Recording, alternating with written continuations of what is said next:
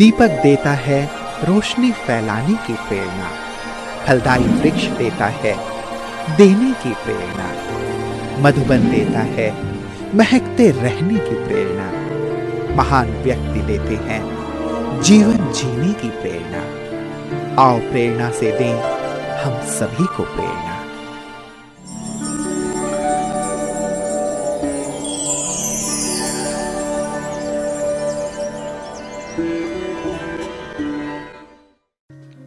धांड हरियाणा राज्य के कैथल जिले का एक तहसील क्षेत्र है। धांड ब्रह्मा कुमारी ईश्वरी विश्वविद्यालय की मुख्य संचालिका हैं रंजना दीदी जी। मात्र 8 वर्ष की उम्र में माता पिता के साथ आपको ईश्वरीय ज्ञान की प्राप्ति हुई और 1984 में अव्यक्त बाप दादा से आपने अलौकिक मिलन मनाया। बाबा एवं दादियों से प्रेरणा लेकर 1986 से आपने अपना जीवन ईश्वरीय सेवा में संपूर्ण समर्पित किया। तब से महाराष्ट्र के अमरावती, हरियाणा के रोहतक और कैथल में अपनी सेवाएं प्रदान कर 1995 से आदरणीय पुष्पा दीदी जी के साथ अपनी सेवाएं देते हुए वर्तमान समय धांड में अपनी सेवाएं दे रहे हैं। जन जन को ईश्वरीय संदेश देते हुए आपने अनेक कार्यक्रम आयोजन किए। वर्तमान समय दीदी जी के नेतृत्व में 50 से अधिक ब्रह्मा कुमार कुमारियां अपना जीवन राजयोग से दिव्य और महान बना रहे हैं।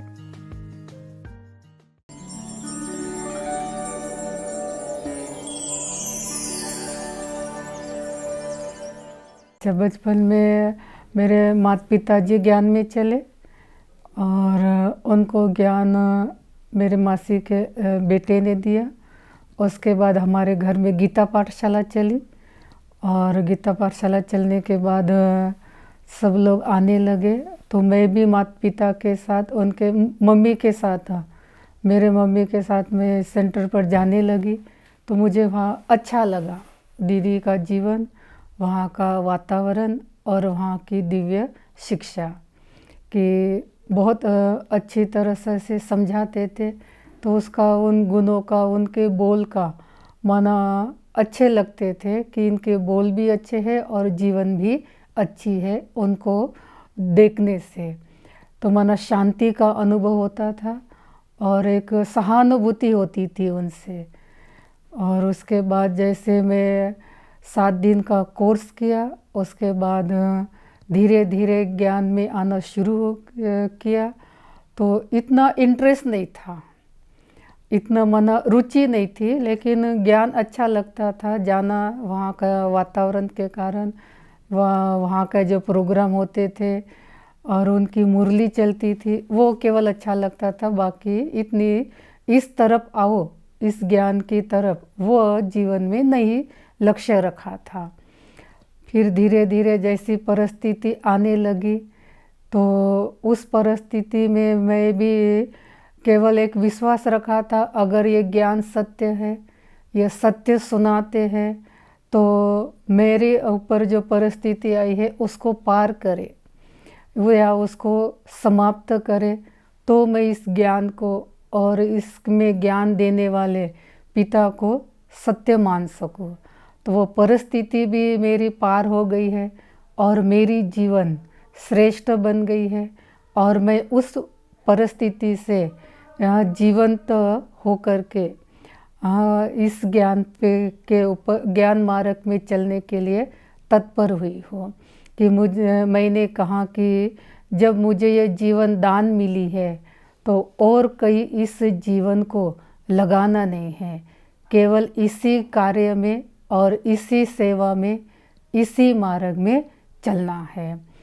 तो वो जीवन में, और उसके लिए मेरी लौकिक मम्मी और हमारी जो दीदी थी सीता दीदी, वो निमित्त बनी मुझे इस ज्ञान में चलाने के लिए और मेरी जीवन बनाने के लिए। उनके ही शुभ भावना से, उनकी ही शुभ आशा से मैं मधुबन बाबा के घर पहुंची। और सबसे ज़्यादा मेरे मम्मी की इच्छा थी कि ये ज्ञान में चले और ज्ञान में चल करके अपनी जीवन इस तरफ लगाए और उस तरफ नहीं। उनकी बहुत बहुत इच्छा थी, वो हर समय सेवा के लिए आती थी और मैं घर में रहती थी। तो मुझे यही कह के आती थी कि मैं तो सेवा के लिए जा रही हूँ, तुझे घर संभालना है और अपनी जीवन का लक्ष्य एक बार तो बना ले। दुनियावी जीवन में कुछ नहीं है।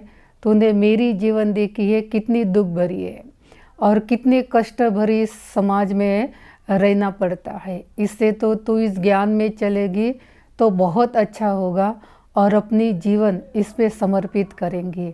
तो ज़्यादातर इसमें माता जी का ही सहयोग रहा है। माता जी की ही शुभ भावना से, उनकी सेवा कर्म के श्रेष्ठ फल से मैंने ये जीवन अपने इस शिव बाबा के यज्ञ में समर्पित की है और अपने जीवन को इस मार्ग पर चलाया। फिर दोबारा पीछे मुड़ करके उस दुनिया में नहीं गई हूँ, नहीं देखा। तो मधुबन में जब मैं बहुत बीमार हुई थी तो दीदी ने कहा कि इसको माता जी तुम अपने बेटी को तुम एक बार बाबा के घर ले जाओ, ये वहाँ ठीक हो जाएंगी। तो ये दीदी का ही वरदान था, उनके मुख द्वारा शिव बाबा ही जैसे बोल रहे हैं। और माता जी मेरी सेवा के लिए आ रही थी तो मुझे समय पर 1 घंटे में ही तैयार हो करके उनके साथ आना पड़ा। और मैं मधुबन आते ही बहुत अच्छा लगा। तो मुझे मनोहर दादी के सेवा का बहुत सौभाग्य प्राप्त हुआ, उनकी सेवा में मैं रही हूँ। तो दादी जी की सेवा में मधुबन के घर में बहुत अच्छा लगा, बहुत खुशी मिली कि मैं जैसे स्वर्ग में आ गई हूँ, क्योंकि ऐसी दुनिया, ऐसा प्यार तो और कोई देखा ही नहीं था। दादी ने मुझे बहुत संभाला, बहुत सिखाया, उसमें भाग बहन। तो हम दिव्य दर्शन में रहे थे और उसके बाद दूसरे दिन हम दादी जी से मिले और शांतामणि दादी से मिले। तो दादी ने कहा कि इसको मुझे सेवा के लिए दे दो, ये सेवा में मेरे रहेगी तो कुछ सीखेंगी, बाकी रोटी सब्जी की सेवा में नहीं ले जाना। उस समय बाबा ओम शांति भवन में आया करते थे। तो वहाँ बाबा से मिलन हुआ और एकदम बाबा के साथ देखते ही जैसे प्रकाश फैलता हुआ मेरे ओर आ रहा है और मुझे वो दिव्य ज्योति जैसे चमकती हुई अनुभव कर रही है, बुला रही है। और बाबा ने यही वरदान दिया कि बच्ची तुम बकरी नहीं हो, तुम्हें शक्ति शेरनी बन करके रहना है। तुम्हारा स्वरूप शक्ति का है, शेरनी का है, अपने उस स्वरूप को याद करो।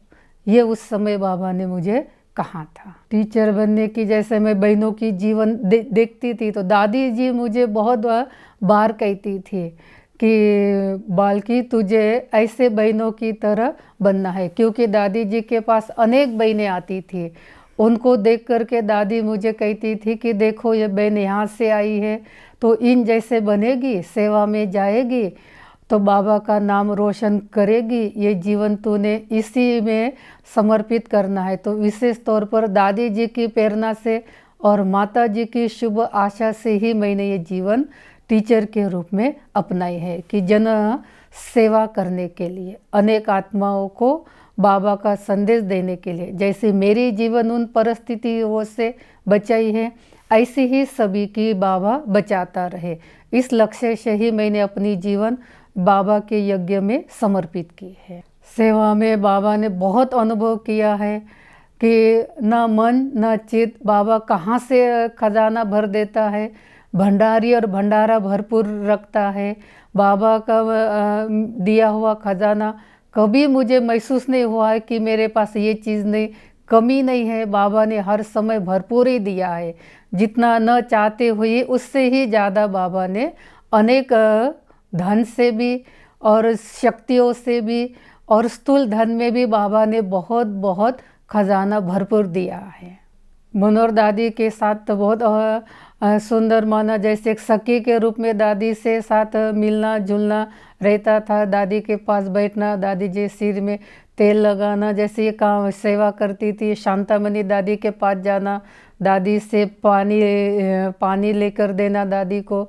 दादी एक वरदान जरूर देती थी कि तुझे अभी बाबा की सेवा में रहना है, अभी लौकिक घर की तरफ मुड़ के नहीं देखना है। और हमेशा वो शांति की दृष्टि देती थी, शक्ति भरती थी। तो बहुत सुंदर माना अनुभव होता रहता था कि शांतामणि दादी को देखते ही रह जाओ। और मनोहर दादी के साथ भी यही, दादी हमेशा आगे बढ़ने के लिए और जीवन को श्रेष्ठ बनाने के लिए प्रेरणा देती रहती थी। क्योंकि दादी अपनी कहानी सुनाती थी लौकिक, तो वो देख करके भी बहुत प्रेरणा आती थी। फिर दीदी जी के साथ मनोहर दादी ने ही पुष्पा दीदी जी के साथ मुझे सेवा के लिए भेजा है। दादी ने कहा है कि दीदी बहुत अच्छी है और आपको वो बहुत प्यार से रखेंगी, प्यार से ले जाएंगी और तेरे को बहुत अच्छी तरह से संभालेंगी। तो जैसे दादी ने दीदी जी के लिए कहा था, उससे ही 1000 गुना दीदी बहुत अच्छी है, बहुत ममता मूर्त है, स्नेह मूर्त है, हर बात को समा लेती है। एक बाप दादा की छत्र छाया की तरह उनका अनुभव होता है, क्योंकि साकार बाबा की पालना की ली हुई आत्माएं हैं वो। तो इसलिए दीदी का बहुत सहानुभूति रहती है। जैसे माँ अपने बच्चों को सहानुभूति देती है, ऐसे ही दीदी हर परिस्थिति में मुझे पार करने के लिए शक्ति देती है, शुभ भावना रखती है और दिल का स्नेह का अनुभव भी कराती है। तो मुझे दीदी से हमेशा एक गुलजार दादी के रूप में वो अनुभव होता है कि जैसे दीदी मेरे सपने में आती है तो वही रूप दिखाई देता है। तो दीदी की हर समय आशा रहती कि आगे बढ़े, और मुझे दीदी की आशाओं को भी पूरा करना है और आज तक किया है। तो दीदी का हर समय आशीर्वाद, शुभ भावना और दिल का प्यार, स्नेह, जो सब बातों को भुला करके मुझे आगे बढ़ाती है। सेवा के क्षेत्र में गाँव की सेवा होती है कि पहले क्योंकि हरियाणा के गाँव का तो कुछ मालूम नहीं था, तो धीरे धीरे जैसे प्रदर्शनी के इसमें जाते थे तो दीदी कहती ना कुछ बोलना है, लेकिन शिव बाबा का परिचय तो देना आता ही आता है, और भाषा न समझे तो बाबा के गुणों को उनको समझाना है तो उनको वो माना अनुभव होगा। तो थोड़ा बहुत समझाती थी, क्योंकि भाषा का बहुत समस्या रहती थी। तो मैं अपनी तरह से तो बहुत अपने कोशिश करती थी समझाने की, लेकिन हरियाणी भाषा होने के कारण इतना उस भाषा में नहीं समझा सकती थी।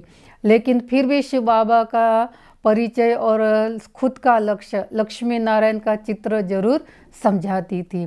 तो सेवा में भी बहुत अच्छा अनुभव रहा कि कैसी आत्माओं को क्या चाहिए और क्या नहीं चाहिए, कैसी आत्माएं हैं, किस भावना से आती है, क्या लेने आती है, कितनी दुखी है, और मुझे उनको कुछ देना है, क्योंकि वो अपना समय निकाल करके आई है, दोबारा आए न आए ये मन में आता था। तो उसको कुछ ना कुछ बाबा के घर से दे करके ही भेजना है।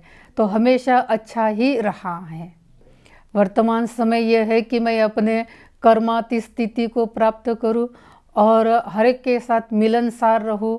कोई आत्मा अपना हिसाब किताब लेकर के मेरे सामने आ भी जाए, मेरा हिसाब किताब बन करके फिर भी वो अपना पार्ट बजा रही, मैं अपना पार्ट बजा रही हूँ, मुझे उनसे अच्छा गुण लेना है, दुआएं लेनी है और दुआएं देनी है। स्नेह प्यार का ये संगम युग है, तो इसको वो मेरी भाई है, बहन है, तो ये अलौकिक मिलन है। इसलिए मैं आत्मा से ही गुण धारण करती हूँ कि उसने मुझे अच्छी ही शिक्षा दी है। मेरे जीवन में सहनशीलता, धैर्यता और एक नम्रता मेरी विशेष ये धारणा है, और मैंने अपने जीवन में ये विशेष धारण किया है। जो बाबा ने लक्ष्य दिया उस लक्ष्य पर पहुंचना है और बाबा का संदेश हर आत्मा तक पहुंचाना है। यही घर घर में बाबा का परिचय हर आत्मा को मिले, यही लक्ष्य रखा हुआ है। तो सभी आत्माओं को यही संदेश है मेरा कि समय बहुत थोड़ा है। अब अपने पिता को पहचान लो और अपने जीवन को श्रेष्ठ बना लो। समय को पहचान लो, शिव बाबा को पहचान लो, क्योंकि अब घर वापस जाना है।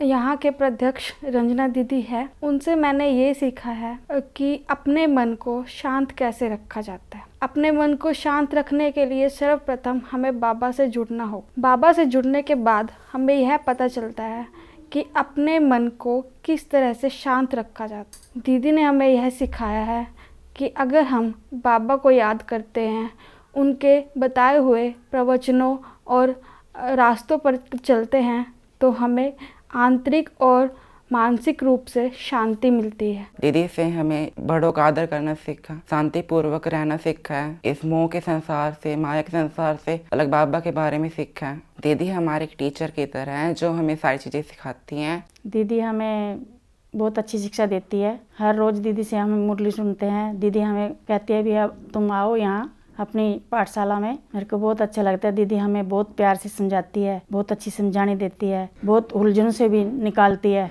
दीदी से हम ये सीखते हैं कि हमारा जो पुराना जन्म है उससे छूटना चाहिए हमारे को, और आगे जन्म के लिए हमें तैयारी करनी चाहिए। दीदी से भैया सीखा है बस शांति से रहो। दीदी ने हमें बताया कि सबसे प्यार से मिलकर अपने परिवार में रहना चाहिए, अपने बड़ों की इज्जत करनी चाहिए और छोटों को प्यार देना चाहिए।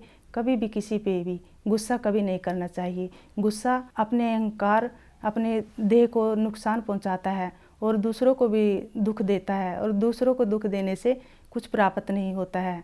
इससे मन की शांति खराब होती है।